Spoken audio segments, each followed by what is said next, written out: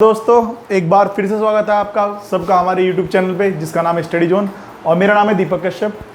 आज हम हिंदी साहित्य का लास्ट जो बेसिक का जो लास्ट पार्ट है यानी उसके इतिहास के जो लास्ट पार्ट है उसके बारे में बात करने वाले हैं। जिन लोगों ने इससे पहले की 3 वीडियो नहीं देखी हैं वो जाके पहले 3 वीडियो देखेंगे तो उनके लिए बहुत अच्छा रहेगा क्योंकि आज का पूरा समझ में आ जाएगा।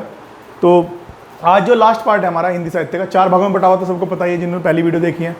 तो आज जो है वो लास्ट पार्ट है जिसका नाम है आधुनिक काल। ठीक है जी, मैं शुरू कर रहा हूं भाई आधुनिक काल को। देखो जी,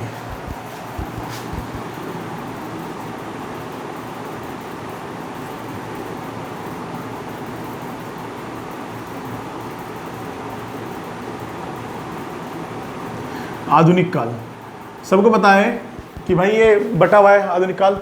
तो इसके डिवाइड कर लेते हैं, मेनली 5 हिस्सों में बटा हुआ है और मैं इसे ख़त्म कोशिश करूंगा कि आज ही इसे एक ही चार्ट में ख़त्म करने की कोशिश करूंगा, बाकी देखते हैं जैसे भी होता है। तो नंबर 1 पार्ट है भाई इसका, सबको पता है जिन्होंने पहली वीडियो देख रखी है। नंबर 1 पार्ट जो है भाई इसका, उसका नाम है भाई आपका भारतेंदु युग। उसका नाम क्या है भाई? भारतेंदु युग। ठीक है जी, ये कब से कब तक है? ये 1850 से और 1900 तक है। अगला पार्ट है भाई द्विवेदी युग, नंबर 2 जो पोर्शन है। ठीक है जी, ये कब से कब तक है भाई? 1900 से और 1918 तक है जी। आपकी बुक में 1920 भी दिया होगा तो उससे कोई दिक्कत नहीं है, पर मेन जो बात है वो समझाने की बात यही है। ठीक है, नंबर जो 3 जो इसका अगला पार्ट है भाई वो सबसे इंपॉर्टेंट है भाई, वो पूरे हिंदी साहित्य में सबसे इंपॉर्टेंट हो जाता है क्योंकि उसका नाम है छायावाद। ठीक है जी, ये 1918 से लेके 1936 तक है। ठीक है जी, अगला जो पार्ट है हमारा, अगला पार्ट जो है अगला पार्ट जो है हमारा भाई, उसका नाम क्या है? उसका नाम है प्रगति, प्रगतिवाद युग। ये कब से है? 1936 से लेके और 1900 कब तक है भाई आपका? 43 तक। और जो लास्ट है नंबर 5, ठीक है, इसमें कुछ ज़्यादा पूछता नहीं है, इसका नाम है प्रयोगवाद। ये कब से कब तक है? 1943 से 1950 तक है। उसके बाद क्या हो जाएगा? प्रयोगवाद में 1951 से नई, प्रयोगवाद को ही 1951 से नई कविता बोला जाएगा और 1951 से लेके अब तक चलता आ रहा है वो। तो भाई ये 5 पोर्शन है, नई कविता बताऊंगा आपको मैं। तो 5 पोर्शन में पहले एक एक करके चलता हूँ डिवाइड करके। ठीक है, तो नंबर 1 पढ़ते हुए भारतेंदु युग। कोई दिक्कत? देखो जी, भारतेंदु युग जो युग है ये किसके नाम पे रखा गया भाई? वैसे ऐसे थोड़ा सा डिवाइड कर लेते हैं। जो भारतेंदु युग है ये किसके नाम पे रखा गया है? भारतेंदु हरिश्चंद्र के नाम पे।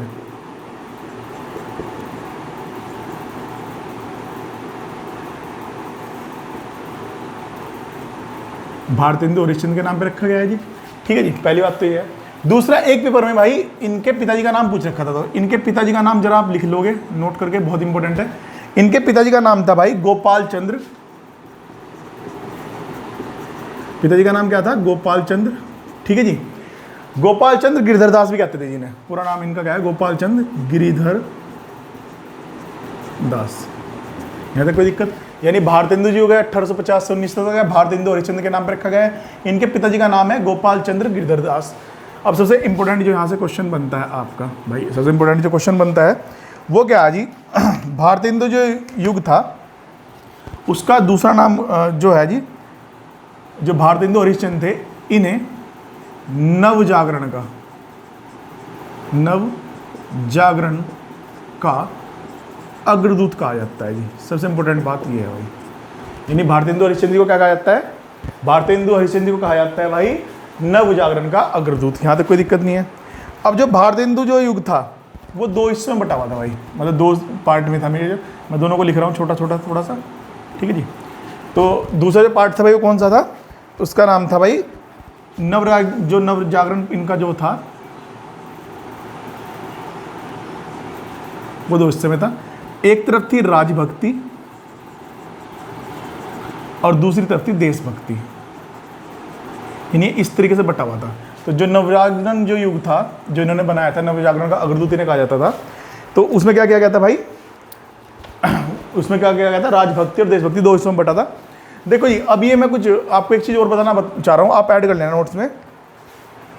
जो भारतेंदु युग में जो मूल स्वरों का जो रचनाएं थी, जो भारतेंदु युग में जो रचनाएं थी, मैं यहाँ लिख रहा हूँ, रचनाएं जो थी उनका स्वर क्या था मेन, वो था नवजागरण।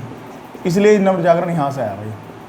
कभी आप सोच रहे हो कि नवजागरण कहाँ से घुसा दिया, नहीं जी, नवजागरण जो यहाँ से आया। तो नवजागरण दो हिस्सों में था, राजभक्ति और देशभक्ति। यानी भाई क्या था, देखो जी, जो राजभक्ति थी उस टाइम पे ब्रिटिश काल था, तो ब्रिटिश काल की प्रशंसा करना। राजभक्ति में क्या था, ब्रिटिश काल की प्रशंसा करना। और देशभक्ति के लिए क्या था भाई, देशभक्ति में था ब्रिटिश जो शोषण कर रहे थे उसके विरुद्ध होना। यानी यहाँ पे क्या था भाई, ब्रिटिश राजभक्ति में क्या था, जो ब्रिटिश सरकार थी उसकी प्रशंसा करना, जबकि देशभक्ति में क्या था, जो ब्रिटिश शोषण कर रहे थे उसका विरोध करना। इसे लिखवाने की जरूरत है नहीं मेरे हिसाब से, आप लिख लेना, आप मैंने बता ही दिया है, ठीक है जी। अब यहाँ पे कुछ चीज़ें आती है भाई, इस युग की, भारतेंदु युग की जो कविताएं थी, जो कविताएं हैं वो मुक्तक थी जी, सारी मुक्तक छंद में थी। यानी कैसी थी भाई, वो मुक्तक कविताएं ज़्यादा लोकप्रिय थी। तो आपसे पूछेगा कि भारतेंदु युग में जो कविताएं थी वो किस प्रकार की थी, वो मुक्तक उसमें थी भाई, मुक्तक कविताएं ज़्यादा लोकप्रिय थी। सवाल दूर फिर से रिपीट कर रहा हूँ कि जो भारतेंदु युग में, क्या बोला भाई मैंने, भारतेंदु युग में जो कविताएं थी वो किस प्रकार की लोकप्रिय थी, तो किस प्रकार की थी, मुक्तक प्रकार की, ठीक है जी। अब इसमें जो सबसे इंपॉर्टेंट क्वेश्चन बनता है, इस युग में यानी भारतेंदु युग में जितनी पद की रचनाएं थी, देखो जी, गद और पद दो होते हैं। अब जो गद के लिए इसमें अलग भाषा का यूज किया, ठीक है जी। तो भारतेंदु युग में भाई जो है ना, पद और गद के लिए अलग अलग भाषा यूज की जाती थी। अब यहाँ सवाल पूछा जाएगा, देखो सवाल कैसे पूछा जाएगा कि भारतेंदु युग में जो पद में रचनाएं की जाती थी उनकी भाषा कौन सी होती थी। तो जो भाई पद वाले हैं उनके लिए थी ब्रज भाषा, पद में जो जितनी रचनाएं होती थी उनकी क्या थी, ब्रज भाषा। और जो गद वाले हैं, इंपोर्टेंट है भाई, इनके लिए होती थी खड़ी बोली। यहां तक मेरे हिसाब से आपको कोई प्रॉब्लम नहीं होनी चाहिए। तो एक फिर से बता देता हूँ, इसे कंप्लीट करना है, फिर से एक बार बता दूँ, कोई दिक्कत वाली बात नहीं है। देखो, इस युग के जो प्रमुख कवि थे उनका नाम था कवि वचन सुदामा। बस इतना ही काफ़ी है इसके लिए, ठीक है जी। अब लास्ट में 2-3 क्वेश्चन आपके जो बचते हैं मैं बता देता हूँ, क्या पता पूछ ही ले आपसे, वो पूछ सकता है कि भारतेंदु हरिश्चंद्र की प्रमुख रचना कौन सी है। तो भारतेंदु हरिश्चंद्र की जो प्रमुख रचना है उसका नाम है भाई फूलों का गुच्छा। फूलों का गुच्छा। यूपी वाले कृपया ध्यान दें, ठीक है जी, यूपी वाले कृपया ध्यान दें। जो फूलों का गुच्छा है वो भारतेंदु हरिश्चंद्र की है। इसकी भाषा पूछ रही थी भाई, तो इसकी जो भाषा है वो कौन सी भाषा थी भाई, वो खड़ी बोली थी। तो यहां से आप आइडिया थोड़ा सा लगा सकते हैं कि ये खड़ी बोली में है तो गद में रही होगी रचनाएं, क्यों हमने बता दिया अभी गद में है। दूसरी इनकी एक रचना है दशरथ विलाप। क्या नाम है दूसरी का, दशरथ विलाप। यानी जब राम जी वनवास पे गए थे तो दशरथ जी जो थे तो राम जी से मिलने के लिए थोड़ा विलाप में रहे थे, तो उसके ऊपर इन्होंने रचना कर रखी। तो भाई ये भारतेंदु युग है, पूरा फिर से एक बार बताता हूँ। भारतेंदु युग 1850 से 19 तक है। ये भारतेंदु हरिश्चंद्र के नाम पे इन्हें नाम दिया गया है। इनके पिताजी का नाम है गोपाल चंद्र गिरधरदास, ठीक है जी। इसमें जो था जी भाई भारतेंदु युग की जो रचनाएं थी उनमें स्वर कैसा था जी, नवजागरण था। अब जो नवजागरण था, नवजागरण के अग्रदूत किसे माना जाता है, भारतेंदु हरिश्चंद्र को ही माना जाता है। अब नवजागरण दो हिस्सों में था, राजभक्ति और देशभक्ति। राजभक्ति में था ब्रिटिश जो शासन था उसकी प्रशंसा करना, और देशभक्ति जो ब्रिटिश यहाँ पे शासन कर रहा था उसका विरोध करना। इसकी जो कविताएं थी भारतेंदु युग की, वो मुक्तक कविताएं ज्यादा लोकप्रिय थी भाई, ठीक है जी। अब इसमें दो तरीके से रचनाएं होती थी, गद और पद, आपको पता ही है। गद में कौन सी भाषा यूज होती थी भाई, गद में होती थी खड़ी बोली, और पद में होती थी ब्रज भाषा। इसके जो प्रमुख जो है कवि, उनका नाम क्या था, कवि वचन सुदामा। अब भारतेंदु हरिश्चंद्र की दो जो बुक है वो बहुत इंपॉर्टेंट है, जो दो रचनाएं हैं। नंबर 1 है फूलों का गुच्छा, जो कि खड़ी बोली में है। खड़ी बोली में तो समझ गए कि ये काय में होगी, गद में होगी। और दूसरी है दशरथ विलाप। यहाँ तक कोई दिक्कत नहीं होनी चाहिए, ठीक है जी। ये था भाई भारत हिंदू युग। अब चलते हैं अगला, अब चलते हैं अगली तरफ, द्विवेदी युग। देखो ये द्विवेदी युग तो बेचारा हमारे फेवरेट है ही, द्विवेदी युग से तो बात कर ही लेते हैं। देखो ये द्विवेदी युग जो है, द्विवेदी युग के बारे में पहले थोड़ी सी बात कर लेते हैं, जो आप क्वेश्चन गलत करोगे। आज आप पूछेगा कि द्विवेदी युग का नाम किसके नाम पे रखा गया है, तो आप लगाओगे सीधा हजारी प्रसाद द्विवेदी। नहीं जी, नहीं, लाहौल बिलाखोत, बहुत गलत बात हो जाएगी। तो ऐसा नहीं करना। क्या करना है भाई, महावीर प्रसाद द्विवेदी जी के नाम पे ये रखा गया है भाई। ठीक है जी, कोई दिक्कत वाली बात नहीं है। ठीक है जी। अब इसका दूसरा नाम बहुत ही इंपॉर्टेंट है भाई, जिसे नहीं लिख रखा, जिन्होंने नहीं पढ़ रखा, वो साथ में नोट्स बनाते चले, मजा आएगा इसमें। देखो जी, जो द्विवेदी युग है उसका दूसरा नाम क्या है भाई, इसका दूसरा नाम है जागरण सुधार काल।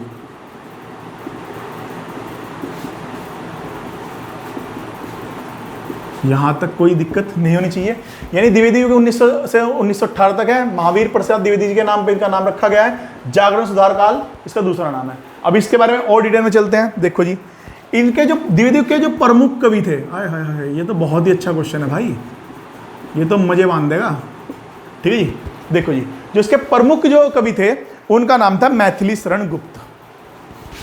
मैथिली शरण गुप्त। देखो जी, अब एक क्यों बताया मैंने, मैथिली शरण गुप्त की प्रमुख रचना है जी, जिसका नाम क्या भाई, साकेत। क्या नाम है भाई इसका, साकेत। साकेत मैं क्यों बता रहा हूं आपको, साकेत इसलिए बता रहा हूं कि साकेत में रामचरितमानस के बाद, रामचरितमानस हम पढ़ के आई हैं, रामचरितमानस के बाद राम जी का जिक्र मिलता है जी, जिक्र थोड़ा वर्णन मिलता है जी, ये अच्छा है। ठीक है जी। तो ये हो गया भाई मैथिली शरण गुप्त। अब मैथिली शरण गुप्त की एक दो और है जी रचनाएं जो बहुत इंपॉर्टेंट है जी। जैसे इनकी पहली रचना है मैथिली शरण गुप्त की रंग में भंग। यूपी वाले ध्यान दे भाई, रंग में भंग इनकी पहली रचना थी, 1909 की है। ईयर भी पूछ सकता है आपसे वो। ठीक है जी। अब उत्तराखंड वाले भी ध्यान दे ले, बिहार वाले भी ध्यान दे ले, जो भी इस वीडियो को देख रहे हैं वो सब ध्यान दे ले। ठीक है जी। अगली इनकी रचना है किसान, क्योंकि किसान के नाम से आपको मुंशी प्रेमचंद ही आ जाएंगे, नहीं, किसान जो रचना है मैथिली शरण गुप्त की है। ठीक है जी। तीसरी और इनकी सबसे इंपॉर्टेंट है भाई, बहुत बहुत मोस्ट इंपॉर्टेंट है, भारत भारती। कौन सी है जी, भारत भारती। ये कब की है भाई, इसका ईयर ही पूछ सकता है, तो 1914 की है ये, 1914 की। ठीक है जी। अब इसमें एक चीज़ और बचती है जी। ठीक है जी।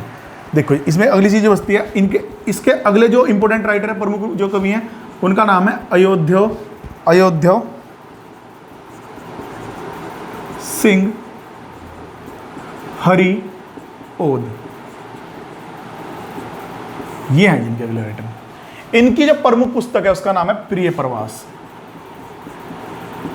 जो प्रमुख इनकी रचना है प्रमुख प्रवास। प्रिय प्रवास मैंने क्यों लिखवाया जो प्रमुख रचना है, क्योंकि प्रिय प्रवास को खड़ी बोली का, मैं क्या बोल रहा हूँ, प्रिय प्रवास को खड़ी बोली का प्रथम महाग्रंथ माना गया जी, या प्रथम महाकाव्य। यानी क्या हो गया ये, खड़ी बोली का प्रथम महाकाव्य। मेरे हिसाब से द्विवेदी युग में इतना इनफ है। ठीक है जी। बाकी जब आप राइटर्स पढ़ेंगे तो इसमें और ढंग से पढ़ेंगे। अब आता है सबसे इंपॉर्टेंट,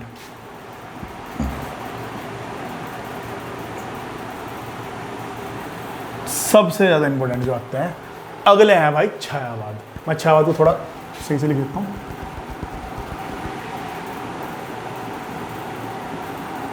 ये सब के लिए इंपॉर्टेंट है भाई। उत्तराखंड, यूपी, जो भी इस वीडियो को देखेगा, जहां भी हिंदी साहित्य आता है, 1918 से 1936 तक है ये।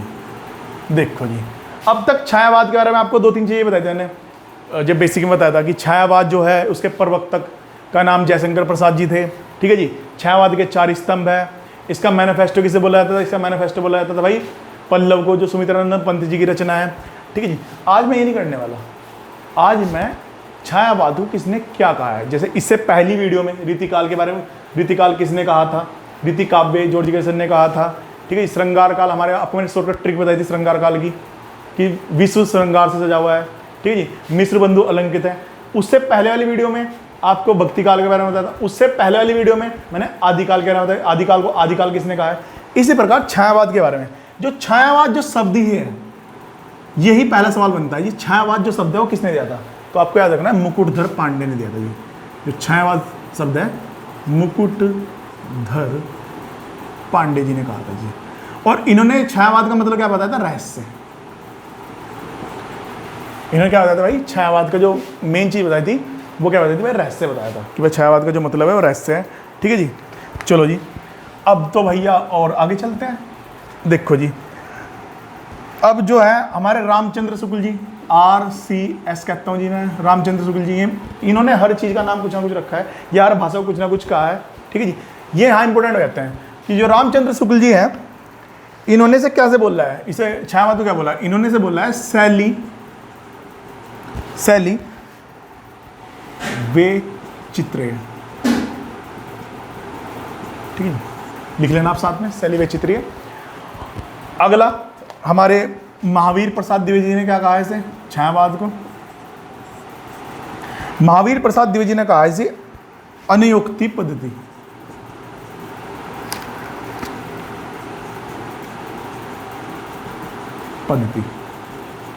ठीक है जी, यहां तक तो इसका बेसिक हुआ भाई। यानी छायावाद जो है 1918 से 1936 तक है। मुकुटधर पांडे ने इसका नाम दिया छायावाद को। ये छायावाद जो शब्द है वो कौन लेके आया था, मुकुटधर पांडे लेके आए थे। सवाल कैसे पूछेगा, रामचंद्र शुक्ल जी ने क्या कहा है, तो शैली वे चित्रेय कहा है। महावीर प्रसाद द्विवेदी ने कहा इसे अनुयुक्तित पद्धति कहा है। चलो जी, अब बात करते हैं इसके प्रवर्तक का नाम। इसके प्रवर्तक का नाम क्या है भाई देखो, इससे पहले 2-3 क्वेश्चन और करते हैं, बाद में चलते हैं वहाँ पे। इससे पहले इसमें इंपॉर्टेंट इसका बेसिक होते हैं, उसके बाद आगे चलेंगे। देखो जी, छायावाद को सवाल पूछा जाएगा भाई, बिहार में पूछा गया था ये और यूपी में पूछा गया, उत्तराखंड में तक नहीं पूछा गया। होप सब पूछ लेगा। क्या पूछा गया था कि छायावाद को हिंदी साहित्य में किस काल के बाद, क्या बोला मैंने भाई, छायावाद को हिंदी साहित्य में किस काल के बाद स्थान दिया गया है। तो आपको याद रखना है, इसे भक्ति काल के बाद स्थान दिया गया है। जैसे आप व्याकरण पढ़ते होंगे तो व्याकरण में आपको पता होगा कि जो श है उसका स्थान क के बाद आता है। क्यों आता है, क्यों पूछो ना, किससे क्यों आता है भाई इसका स्थान, क्यों आता है बताऊं, कि जो श है वो क और पेट पटा स से बन के बना है, तो क के बाद श ही आएगा। इससे त्र है तो त और र से मिलकर बना है, तो त के बाद त्र का स्थान आएगा। ज है, ज प्लस अ से मिलकर बना है, तो ज के बाद, ये पूरा व्याकरण बताऊंगा। इस तरीके से भाई ये रटने वाली चीज़ें नहीं होती, ये समझने वाली चीज़ें होती हैं। जैसे आपको बता देते होंगे कि जी ओ औ जो है ना, ओ औ तो भाई आपका आप याद कर लो कि कंठ प्लस ओ से आएगा जी। क्यों आएगा भाई वो, क्यों से बीमारी है बेचारे को, क्यों आएगा वो, ये क्यों बता देते जी। वर्णों का उच्चारण स्थान कंठ से, ये तालु से, क्यों आएंगे भाई में, क्या रीजन क्या है उनका। बहुत से देखते स्वर क्या होता है, स्वर का असली स्वर का अन्य नाम नहीं पता होगा आप लोगों को, स्वर और व्यंजनों क्या बोलते हैं। जब मैं वीडियो बनाऊंगा उसके बारे में, व्याकरण की पहली वीडियो बनाऊंगा, तो आपकी बहुत सारी चीज़ें हटेंगी। और पढ़ने वाले बच्चे देखेंगे, ऐसे टाइम पास वाले तो बहुत सारे आते हैं, कोई दिक्कत नहीं होती कि कुछ नहीं हो रहा, चलो 2GB डाटा मिल रहा है, 2x वीडियो लगाओ देख लेते हैं, ऐसे टाइम पास के लिए नहीं। जो पढ़ेगा उसे समझ में आएगा क्या है। तो भाई यहाँ पे आते हैं वापस, छायावाद में जो है, ये छायावाद को भक्ति काल के बाद स्थान दिया गया है। जो मैंने थोड़ा सा एग्जाम्पल और भी देते। दूसरा जी, देखो जी, छायावाद के बारे में ना एक क्वेश्चन बड़ा इंपॉर्टेंट है। अब मैं से थोड़ा सा ना, अब तो ईयर तक बांटता था, ईयर में बांध के रखा हुआ था। अब जैसे मैं बांधने वाला हूँ ना, वो इसकी रचनाओं के आधार पर बांटने वाला हूँ। भाई ऐसा माना जाता है कि जो छायावाद है ना जी, वो छायावाद उच्छवाद से शुरू हुआ था जी, और कहाँ पे खत्म हुआ था जी, युगांत में खत्म हुआ था जी। ये रचना है भाई। तो ये दो रचनाओं के बीच में, यानी शुरू किससे हुआ, उच्छवाद से शुरू हुआ, और युगांत पे इसकी अंतिम रचना थी। यानी छायावाद की जो प्रथम रचना है वो कौन सी है, उच्छवाद, और अंतिम रचना कौन सी है, युगांत। ठीक है जी। अब जो उच्छवाद है वो पंत जी की है, युगांत के बारे में कुछ पता नहीं है कहाँ किसकी है। ठीक है जी, ऐसा कोई बात नहीं है। ठीक है जी, चलो जी, देखो जी, अब आगे चलते हैं। अब थोड़ा सा डीप लेके चलता हूँ मैं, और थोड़ा सा मजा आने वाला है इसमें। देखो जी, छायावाद के प्रवर्तक का नाम सबको पता है, जयशंकर प्रसाद, JSP लिख दो भाई ना, कोई दिक्कत तो नहीं है, ठीक है जी। ये JT नहीं, मेरा J ऐसा ही है, अभी हमारे ट्राइपॉड की टांग खत्म मुड़ गई थी, अब J की, तो चलता रहता है, ठीक है जी, कोई दिक्कत नहीं है। तो जयशंकर प्रसाद, जयशंकर प्रसाद जी के बारे में थोड़ा बात कर लेते हैं, बाकी 4 के बारे में बताऊंगा ये मैं। जयशंकर प्रसाद जी के बारे में बात कर लेते हैं। सवाल देखो, जयशंकर प्रसाद जी तो पूरा आपके सिलेबस में ही है, चाहे वो किसी भी स्टेट का हो जिसे साहित्य आता है। जयशंकर प्रसाद जी के बारे में बताता हूँ, जयशंकर प्रसाद जी के बारे में थोड़ी सी चीज़ें बताता हूँ। जयशंकर प्रसाद जी की सवाल पूछा जाएगा, प्रसाद जी की प्रथम छायावादी रचना का नाम बता दो भाई। हम लोग कहेंगे क्या पूछ लिया, ये तो कुछ है ही ना, ना हाय हाय भाई हाय। देखो जी क्या है, जयशंकर प्रसाद जी की प्रथम छायावादी रचना की बात कर रहा हूं भाई मैं। कभी कुछ लोगों का जी क्या कह दिया ना, ऐसा कुछ नहीं है भाई। जयशंकर प्रसाद जी की प्रथम छायावादी रचना का नाम था भाई झरना, ये 1918 की है। अब ये लोगों को याद आ होंगे, आंसू, झरना, लहर, इनकी तो थी, ठीक है जी। अभी तो बहुत सारा बताना इनके बारे में, ठीक है जी। देखो जी, अब पंत जी की बात कर लेते हैं भाई। पहले छायावाद के होंगे, फिर 3 और भी तो हैं इनके अलावा, जो 3 है इनके अलावा भाई 4 ही तो स्तंभ है। दूसरे हम आपके सुमित्रा नंदन पंत जी हैं, ठीक है जी। इस लाइन को बाद में ड्रॉ कर लेंगे, क्या दिक्कत आ रही है इसमें, ठीक है जी। पंत जी हैं, दूसरा महादेवी वर्मा जी हैं, और दूसरे सूर्यकांत त्रिपाठी निराला। देखो जी, जो इसमें पंत जी के और मैं महादेवी वर्मा के भी मैं अभी केवल पंत जी के बारे में बता रहा हूँ। जो सूर्यकांत त्रिपाठी निराला, महादेवी वर्मा पढ़ाऊंगा तो पूरा बताऊंगा। बस सूर्यकांत त्रिपाठी निराला जी की आप एक रचना याद रखना, राम का शक्ति मुकुट, ठीक है जी। ये इनकी छायावाद की रचना है बस। अब मैं पंत जी की बात करता हूँ जी। पंत जी की एक रचना है जिसका नाम है पल्लव। पंत जी की एक रचना है जिसका नाम है पल्लव। इसे छायावाद का मैनिफेस्टो कहा जाता है भाई। क्या कहा जाता है? छायावाद का मैनिफेस्टो, यानी घोषणा पत्र। हिंदी में लिख सकते हैं आप, घोषणा पत्र, ठीक है जी। अब ने उच्छवास एक ऊपर पड़ी थी, यानी उच्छवास की प्रथम रचना मानी गई भाई। उच्छवास प्रथम रचना मानी गई है।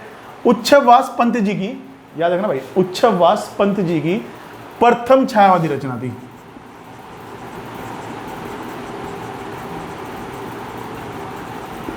यहां तक भी कोई दिक्कत नहीं है। अब पंत जी की अंतिम, अब अंतिम का मतलब समझ लेंगे, बिल्कुल अंतिम नहीं, मैं छायावाद की बात कर रहा हूं। अंतिम छायावादी रचना का नाम पूछेगा जी आपसे, तो अंतिम छायावादी रचना का नाम है भाई गुंजन। क्या नाम है भाई? गुंजन। यहां तक कोई दिक्कत मेरे हिसाब से नहीं होनी चाहिए, ठीक है जी। चलो जी, इतना ही था इसमें। एक लास्ट बनता है जी, हाँ, पूछेगा आपसे कि जो छायावाद था उसमें, जैसे यहाँ पे भाई ये हमने पढ़ा कि यहाँ की जो कविताएं थी वो मुक्तक में थी, तो यहाँ की जो रचनाएं थी ना, ये वो भी मुक्तक में ही थी, यानी मुक्तक ही लोकप्रिय था यहाँ पे भी, मुक्तक काव्य ही लोकप्रिय था यहाँ का भी, ठीक है जी। अब कुछ लोग बोलेंगे जी महादेव वर्मा के बारे में नहीं बताया, सूर्यकांत त्रिपाठी के बारे में बताया, बताऊंगा भाई, रुको जरा, सब्र करो, सब मिलेगा, ठीक है। अब बात करते हैं अगला, प्रगतिवाद की। मैं तो थोड़ा सा साफ कर लेता हूँ, हल्का सा, ठीक है। अगला कौन सा है भाई हमारा? अगला है प्रगतिवाद।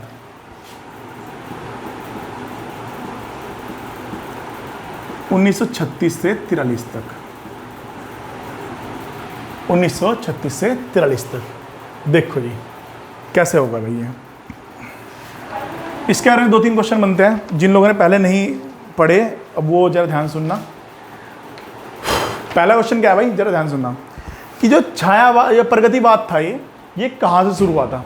तो जिन लोगों ने मेरे से पढ़ रखा है उन्हें याद होगा कि मुंशी प्रेमचंद जी ने मरने से पहले, यानी उनके देहांत से पहले, उनकी मृत्यु से पहले एक लेखक संघ बनाया था जिसका नाम था प्रगतिशील लेखक संघ। याद है सब लोगों को?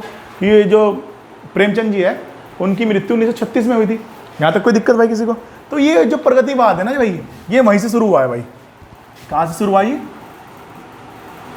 प्रगतिशील लेखक संघ। कब का भाई है? 1936 का। इसके अध्यक्ष कौन थे पहले? जिन्होंने बनाया था वही अध्यक्ष होंगे, यानी मुंशी प्रेमचंद जी, ठीक है। कोई दिक्कत भाई यहाँ से? चलो जी, अब देखो जी, इसकी मूल धारा बहुत इंपॉर्टेंट होती है भाई।